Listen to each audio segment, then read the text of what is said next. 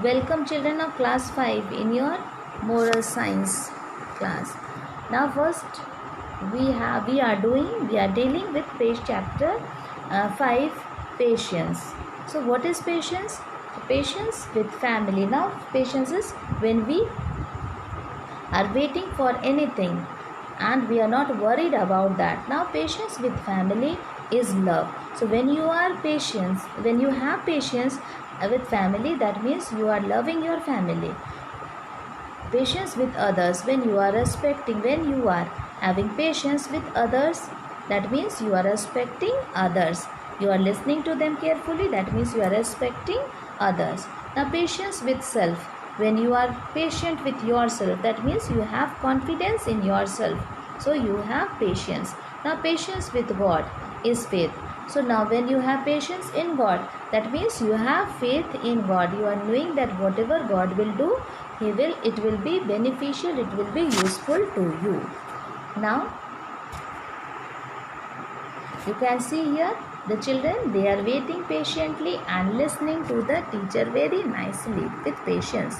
Now here also the teacher is showing children, teaching children something. Children are listening carefully with patience. They have patience. You also children, we know that you have a lot of patience. So you are able to hear us, you follow us. So patience means knowing it will happen and give it time to happen. So patience, we are knowing that the thing is going to happen. If we will have patience, that means the thing is going to happen, and so we should give time for the thing to happen, and that is patience. As you can see over here, the children, they are waiting for the things, okay, and they are waiting very patiently for their turn. They are going to take something from the shop and they are waiting for their turn very patiently, and they know that they are going to get good thing from there. So we will do this reflection. Grief and sorrow do not come to us by chance. They are sent to us by the divine mercy for our perfecting.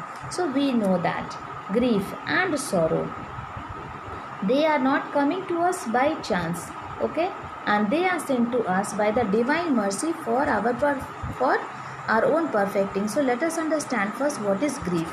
So grief is the normal and natural response we experience when we lose someone or something that has had meaning in our lives. So when we have grief, then what happens?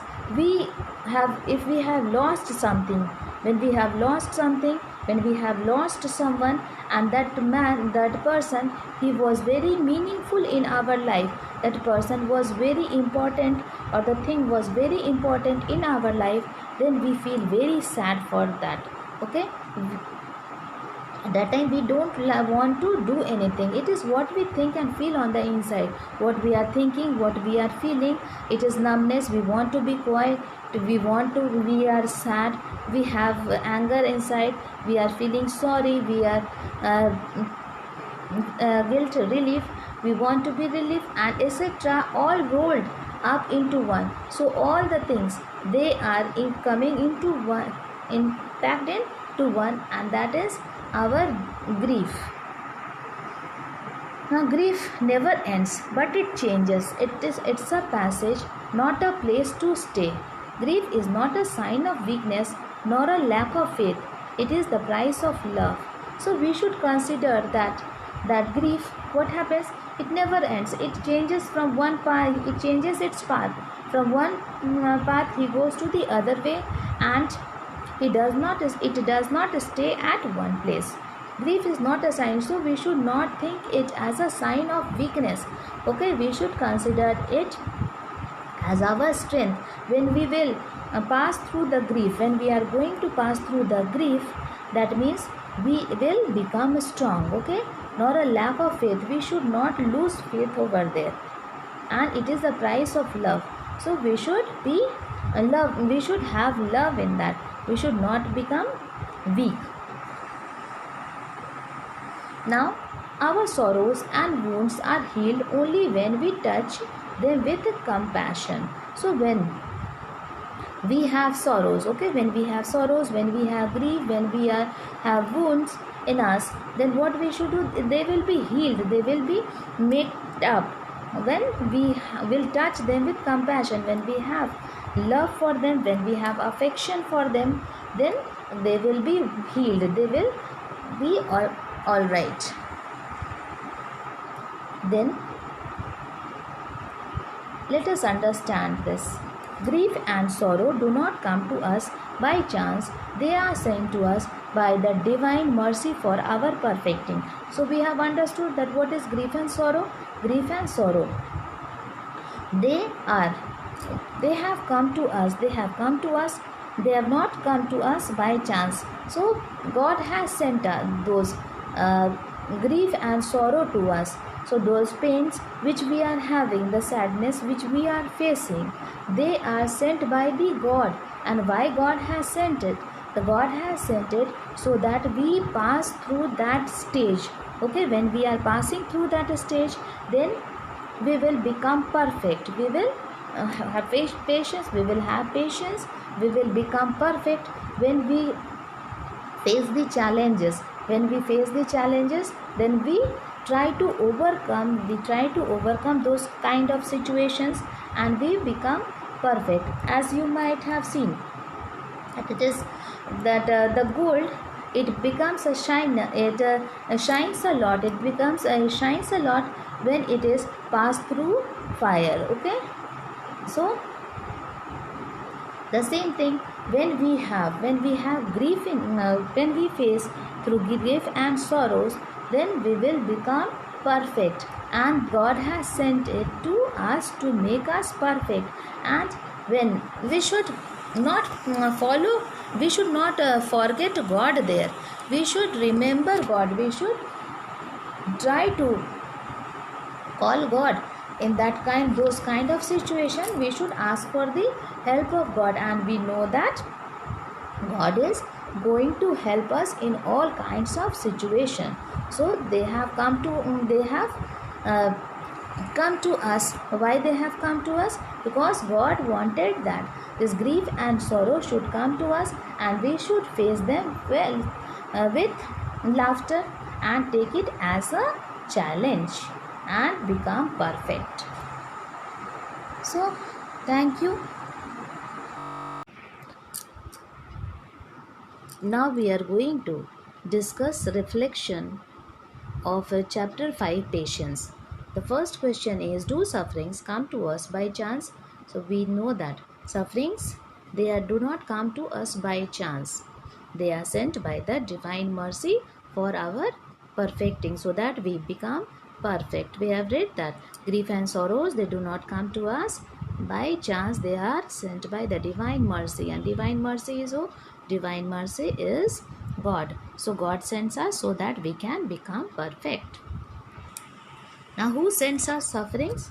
So God sends us sufferings. By the divine mercy it is sent. So God sends us sufferings. Now why do we have exams in school? So we have exams in schools to test our knowledge and make us perfect. So if we have exams in schools, then our knowledge will be tested, that how much we know, how much we have understood, and then we can become perfect. Now would students progress more if there were no exams? Then no, students would not progress more if there were no exams. If there were no exams, then what will happen? The children, they will not read anything, they will not read, they will, because they think that now they would think that there is no exam, no need of studying, so they would not be able to progress. So exams are taken so that we can understand that how much we have understood, how much the children they have understood. Why do you think God sends us sufferings? So why God sends us sufferings? Because God sends us sufferings to test our patience, so that He can test our patience, that how, and have trust in Him, and He sees that we should, how much trust we have in Him. And So if the sufferings were not there, then what would happen? We would not think about God.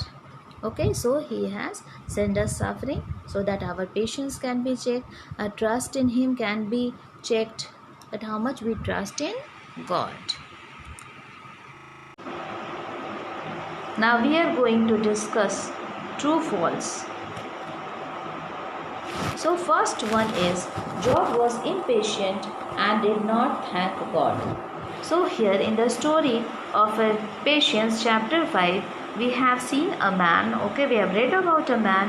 He is from the land of Uz, and he had a lot of sufferings, but then also he did not complain to God. He had a lot of patience. In all the conditions, he praised God. He said that whatever God has given is good, and when God has given him good things, he had welcomed. Then if God has given him any sufferings, then he should not complain. So here he had patience and he thanked God. So the statement is wrong. Job was not impatient. The Job was not impatient. He had patience and he thanked God. Now God was pleased with Job. So God was pleased with Job. It is a true statement, because in all the conditions, whether in good condition or in the bad conditions, when Job had got sufferings, then also he had continued to praise God. He did not curse him. So God was pleased with Job because he was his true follower. He was very faithful to God. Now patience means without complaining. So true.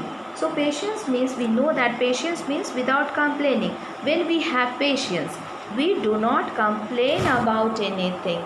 We should wait for the right time. When the right time will come, then we are going to get good fruits.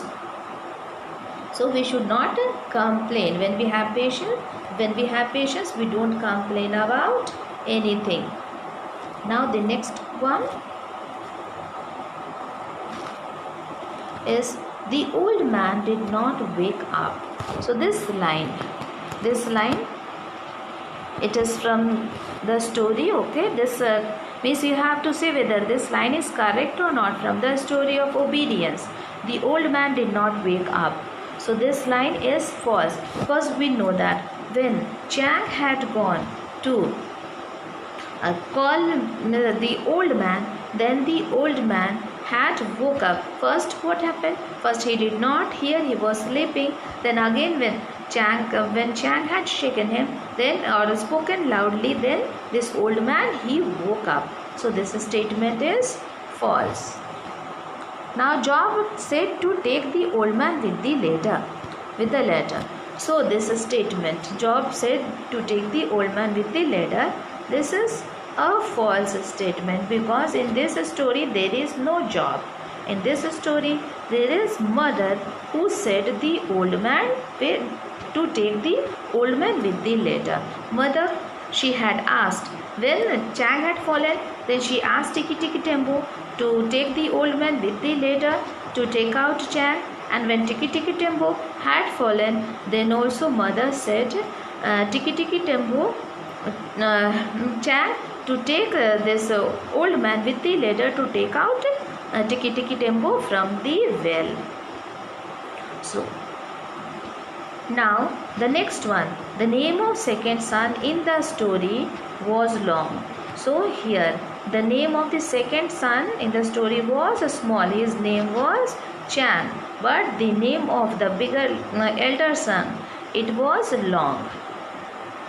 Now the next one, we should obey our parents. So we should, it is a true statement that we should obey our parents. Obedience, we know that obedience to parents is like obedience to God. So whatever our parents they say, we should obey them, because we know that whatever our parents will say, it will be for our good, for our, they say, for our benefit. What is beneficial to us, what is good for us, that only our parents ask us to do. So we should obey them. Now mother could not hear because of the roar of the river. So the mother, she was not able to hear because of the road of the river is true.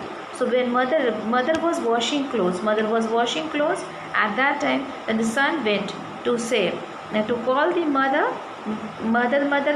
then that time she did not hear because there was the sound of the river. So this is a true statement. Afterwards she had heard.